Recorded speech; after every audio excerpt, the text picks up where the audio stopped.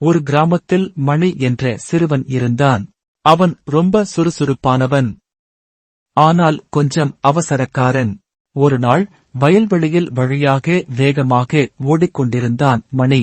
அப்போ திடீர்னு டம் டம் பின்னால் பார்த்தா ஒரு பஸ் நேரா அவனை துரத்தி வந்தது. மணிக்கு பயமாகி அம்மா அப்பா என்று மனசுக்குள்ள சொல்லிக்கிட்டே ஓடினான். ஏன் இந்த பஸ்ஸு என்னை துரத்துது னு ஓடிக்கொண்டே யோசிச்சான். அப்போ அவனுக்கு ஞாபகம் வந்தது. காலையில் விளையாட்டுக்காக பஸ்ஸுவின் மணி பெல் யை பிடுங்கினேனே. உடனே மணி நின்று மெதுவாக திரும்பி சாரி பசுவே, விளையாட்டுக்காக தான் எடுத்தேன் னு சொன்னான்.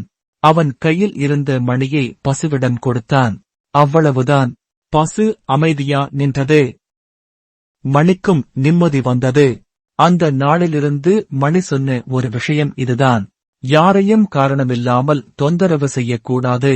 பயம் வந்தா ஓடறதுக்கு முன்னாடி புத்தி பயன்படுத்தணும்.